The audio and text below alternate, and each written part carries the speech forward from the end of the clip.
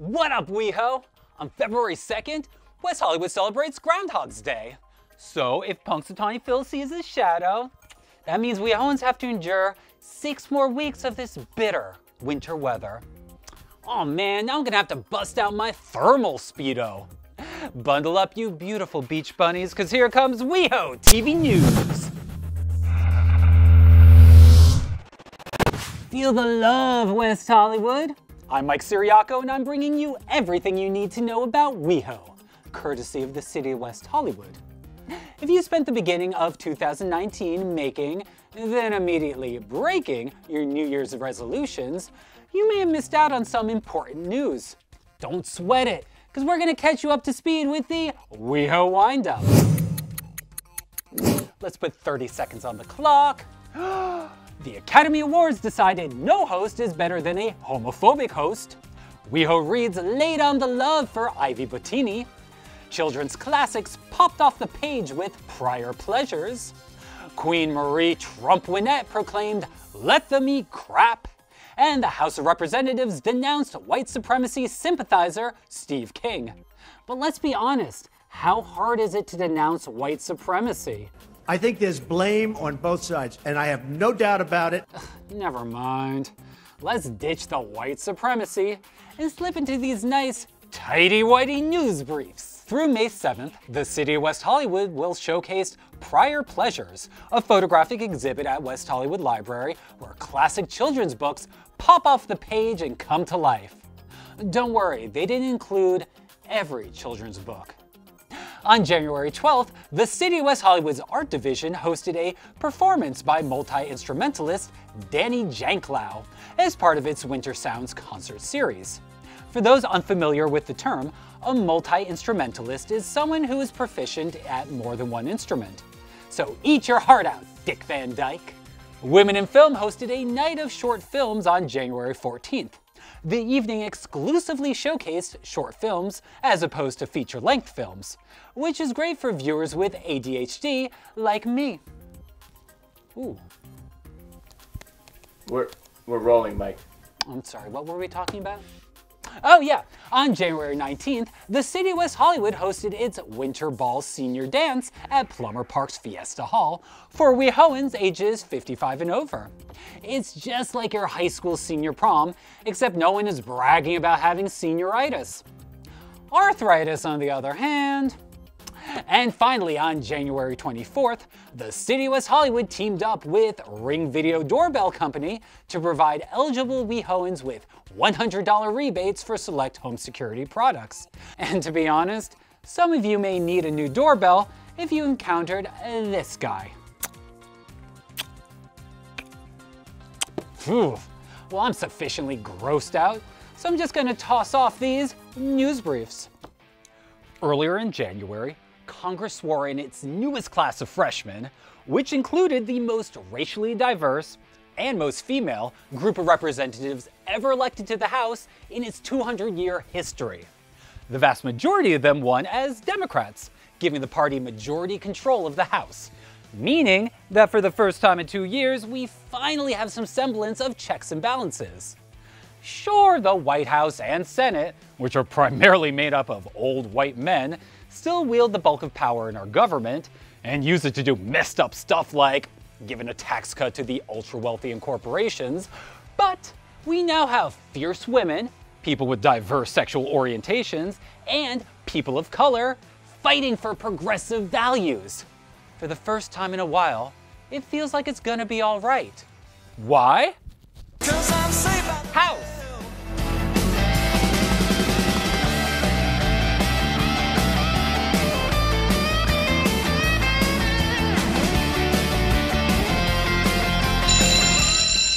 This new class features its first ever Native American congresswomen, Deb Haaland and Sharice Davids, who is also the first openly LGBT congressperson from Kansas.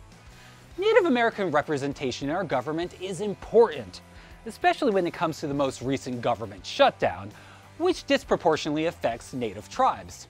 Many Americans are unaware that these often impoverished tribes rely heavily on funding guaranteed by treaties with the US, which provides safety, social services, and healthcare. Other firsts include the first Muslim congresswomen, Rashida Tlaib, who was born in Detroit to Palestinian immigrants, and Ilan Omar, who is Somali American. Omar, whose bold style and poise evokes the spirit of the ever-fashionable Lisa Turtle, not only lends a voice to Muslim Americans, but also to her fellow refugees. In 1995, Omar came to the US after fleeing the Somali Civil War. As someone who has seen really what it means to seek asylum at a border, I want to make sure that here in the United States, we understand that there are other countries who take in so many people, and in the United States, we could do better. And finally, Congress gained its youngest woman ever elected, Alexandria Ocasio-Cortez, who combines the youthful popularity of Kelly Kapowski with the slick dance moves of Elizabeth Berkley. The 29-year-old Spitfire is a vocal advocate of dynamic political, economic, and environmental change, evidenced in her recent 60 Minutes interview with Anderson Cooper. You're talking about zero carbon emissions, no use of fossil fuels within 12 years? That is the goal. It's ambitious. What you are talking about, just big picture, is a radical agenda compared to the way politics is done right now. Well, I think that it only has ever been radicals that have changed this country. Do you call yourself a radical? Yeah, you know, if that's what radical means, call me a radical. If radical means that corporations and the wealthy will be taxed their fair share, then I'm all for a radical House of Representatives. Maybe, just maybe, everything will be all right. Why? House! Oh, and if you were wondering, Steve King is Screech. And for more Saved by the Bell sassiness, we go now to Nick Catelli. Now, guys, I know what you're thinking. Am I watching an old episode of WeHoTV News from the 90s? Well, boom! You're actually not. Yeah, a little movie magic there. I'm Nick Catelli for WeHoTV News, and we're going to take you on an inside tour of the Saved by the Max restaurant. Booyah! A lot of these theme pop-ups that happen around the country, and especially in West Hollywood, they're small activations. They're done for a day or two. Yeah. There's, some drinks. There's maybe some free food and some photo ops. We try to take all of that and make it an actual long-term experience. I couldn't imagine being anywhere else. I live in West Hollywood. My kids go to school in West Hollywood. The details, are too like the T to the bone to the E, Yeah. something like to the that. max. Yeah, to the max. All right, I'm here in Mr. Belding's office. He was probably the coolest high school principal you could ask for because you could pretty much just get away with anything. I think that's why I really liked him. I don't know if you can see this picture of Zach here. I actually had one in my room. I used to just spend hours and hours talking to it like we were best friends. And then I also had this picture too to remind me, that Zach was taken. I know he's taken, but It's kind of our take on a margarita. We use a little bit of avocado. There's some lime. There's a pineapple tequila that we make in-house. We actually infuse it in the back. Oh, wow. Yeah, it's super cool. And bring it down. All right. Ba-boom! We have the Albert Clifford. Hey, everybody. This is KKTY 98.6 Radio here at Saved by the Max Restaurant, Bayside High School. We're going to save it up. Isn't that right? Hey, what's up there, preppies? My name's Slater. Yeah, go Bayside. What is the most ordered menu item? Definitely our Bayside burger. Food porn right here, people. So keep your eyes locked on that. All right. The best compliment to every burger. All right, we're doing chicken wings next. Get them nice and saucy. Oh yeah, look at that. Poutine is a Canadian dish. Gravy, cheese curds, pork, red Fresno chilies. We'll add caramelized onions to it as well. And there it is. It's like you've got the Mona Lisa, a Picasso, and an all-American cheeseburger, which in itself is a piece of artwork. Oh, it's gorgeous. Delicious every time. Stop on by. Now, the Saved by the Max restaurant can be found at the corner of Santa Monica and La Brea, right here in the city of West Hollywood. I'm Nick Catelli for WeHoTV News, and I'm going to take a trip with my taste buds back to the year 1990. And it's going to be pretty amazing. Oh, yeah. That's good. Thanks, Nick. And now let's go from the Max pop-up to movie appreciation. Award season is upon us, which combines my two favorite passions, movies and judging things. Inspired by such accolades as the Golden Globes and the Oscars, we've decided to pay tribute to these past year's movies that best represent West Hollywood's core values with the first ever West Hollywards. First category, Best Ruth Bader Ginsburg in a Motion Picture. The nominees are Ruth Bader Ginsburg in RBG, Ruth Bader Ginsburg in On the Basis of Sex, and Ruth Bader Ginsburg in Brett Kavanaugh's Nightmares. And the West Hollywood goes to Ruth Bader Ginsburg in RBG. This past year gave us not one, but two films spotlighting everyone's favorite octogenarian Chief Justice. And let's be honest, if you're gonna watch a movie about gender equality pioneer Ruth Bader Ginsburg, you don't want to see Felicity Jones, you want to see Ruth Mother Bader Ginsburg. This documentary follows Ginsburg's iconic career, often in her own voice. I ask no favor for my sex. All I ask of our brethren is that they take their feet off our necks. Oh, and Kavanaugh? Ginsburg knows you lied about that Devil's Triangle. Devil's Triangle? Drinking game. RBG is onto you. The next category is a bit more serious. Most dramatic on-screen LGBT representation. The nominees are Boy Erased, Twinkie Peter Parker's last moments with his zaddy Tony Stark in Avengers Infinity War, and whatever that weird video Kevin Spacey released for some reason. And the winner is Boy Erased.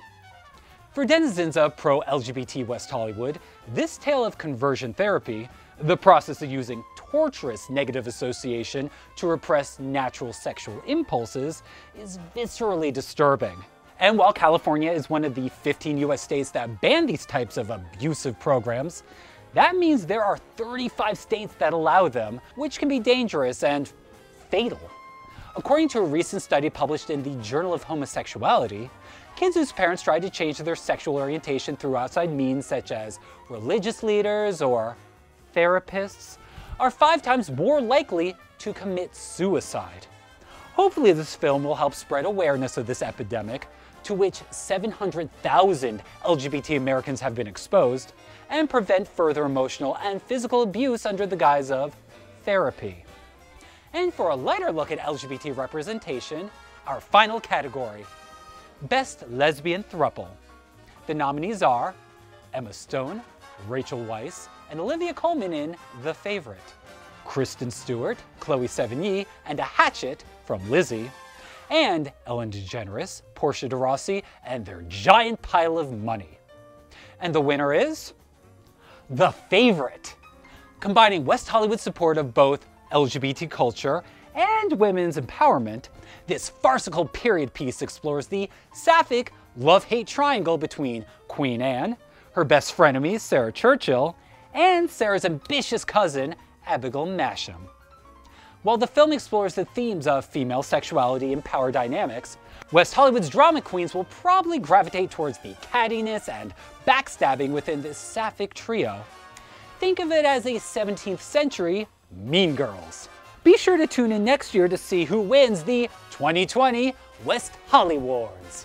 Spoiler, it's Brie Larson, Donald Glover, and that CGI Jigglypuff. From film to feminism, we go now to Eddie Robinson. Nothing befits a local and national LGBTQ icon like West Hollywood's Ivy Bottini more than hearing her story, our story, as seen through her eyes in her own words. I'm Eddie Robinson, and this is WeHoTV News. The City of West Hollywood's Arts Division recently presented a WeHo Reads event highlighting the biography, The Liberation of Ivy Bottini, a memoir of love and activism. This event featured a conversation between feminist and LGBTQ activist Ivy Bottini and her biographer Judith Brandsburg, right in Ivy's hometown of West Hollywood. I was so involved in the movement. That was my life. I dreamed about it. First thing I thought about in the morning and the last thing when I went to bed. As an integral part of the Now movement and the second wave of feminism, Ivy helped to found the New York City chapter of the National Organization for Women and also designed the Now logo in 1969, which is still used today. What drove her to help pioneer such important components of the LGBTQ push for equality during those times? A friend of mine got sick, Ken Schnorr, and it turned out to be HIV before anybody knew about it. And I started to ask questions because nobody was talking about it. Moderator and biographer Judith Brandsburg explained why Ivy's personal story is so distinctly impactful within the context of the women's liberation and LGBTQ movement. I thought it was important that her story get out, and especially these days when it's important for people to see role models of feminists. And people have dedicated their lives to activism, as Ivy has. Ivy also shared her thoughts on the future of the LGBTQ and feminist movement. My advice would be who you are internally. Don't get caught up in who you should be again. You've done that. Find out more information about upcoming events from the City of West Hollywood's Arts Division, such as WeHo Reads, by visiting weho.org/arts. For WeHoTV News, I'm Eddie Robinson. Mike, back to you. Thanks, Eddie.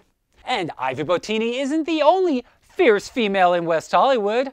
We go now to Asher Rodriguez. Tonight, I'm at West Hollywood's Fiesta Hall with We Are From the Earth, a nonprofit organization hosting a party for global citizens with an evening of music, art, and social awareness education. I'm Asher Rodriguez, and this is WeHoTV News. The Party for Global Citizens is the first creative event thrown by the nonprofit We Are From the Earth. We are from the earth! WAF's founder, Setsuko Hata, and Director of Finance, John Burnley, discuss WAF's goal and values. For those who don't know, what is WAFT? So WAFT is a nonprofit organization which empowers people to cultivate their compassion and then make a global change, promoting that basically more socially conscious lifestyle. But we do that through music and art and some creative events. So that's the kind of who we are. We're also going to be doing other smaller events, not to this scale, where we go out into the community and provide similar format with music, to attract people in, and then also giving them some social awareness education. As global citizens, it's imperative that we use whatever tools available to us to spread compassion and awareness. Art activist Lindsay Karen discussed how her art is a vehicle to promote global citizenship. As an artist, I have a bridge in the way that I can connect with others. And sometimes when words fail us, or we speak different languages, or we're in very different cultures from one another, there's a unity that happens within the visual realm. And that's what I've found throughout my time traveling and being a global citizen. Tonight, all ticket sales will go to youth at risk empowerment programs. For more information about We Are From the Earth and other city programming, visit weho.org. Reporting from Fiesta Hall at Plummer Park, I'm Asher Rodriguez for WeHoTV News. Thanks, Asher.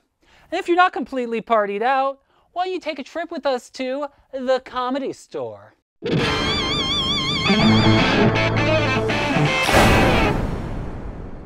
In 1997, comedian Ellen DeGeneres came out as gay on primetime television. Susan, I'm gay. Ushering queer culture out of the closet and into the living rooms of mainstream America. It also proved that comedy has the power to humanize the LGBT community within heteronormative society. So today we're hitting up the Comedy Store, the premier comedy club of the Sunset Strip, to check out West Hollywood brunch and meet the next generation of LGBT comedians. I want to know, why is it called brunch if it starts at 8 p.m.? Because we just woke up. This monthly comedy show is hosted by Danny Franzese, best known for his iconic performance in Mean Girls. I am beautiful in every single way. I love hosting the show. I love bringing out and shining a light on all of the awesome LGBTQ comics that we have here at the show. And we have the Rainbow Spotlight spot each month where we highlight a different new comic that's new to our family. And it's so much fun. And then they become part of the family, and then the rotations. Hey, that's how you get in. Get in with me, get to know me. One of these members of the West Hollywood brunch family is queer comedian Nikki Paris. I'm very LA now. I just joined a cult. It's called CrossFit. Anybody? Gay comics have a voice just like any other type of comedian, and I think we have such a unique viewpoint of the world. You know what I mean? Gay people have a lot of cool things to say, and I think that it's great that the Comedy Store shines a light on that. Showcasing marginalized comedians is a tradition of the Comedy Store, not only for LGBT talent, but also female comics. West Hollywood Brunch is held in the Belly Room, a space that longtime owner, Mitzi Shore, opened in 1978 to serve as a platform for rising comedians, such as Ellen, Whoopi Goldberg, and Sandra Bernhard. While the merits of providing a separate space for female talent has been debated, no one can deny that the Comedy Store has been providing a voice for queer and women comics for decades, and continues to this day with young comedians such as Arise Wanzer. Why do you feel it's so important for West Hollywood to have this venue for LGBT comedians? Because it's a mainstream venue, and we've been dying to be mainstream like forever. Most of this audience is straight. Like where's all the gay people at? And while queer identity is important, so is being accepted as simply a person. I'm just a human. I'm just a human with common decency and respect. Hopefully one of these humans will be the next comedian to graduate out of the Comedy Store and into the living rooms of mainstream America. Peace, brah. Before we go, I'd like to remind you that even though the holiday season is past, you can still donate to your fellow WeHoans. The City of West Hollywood is accepting donations through January for its annual LGBT Youth Clothing Drive. For more info, hit up the website below. We'll be back next month for more news, noise, and nonsense. Until then, keep it cute, WeHo.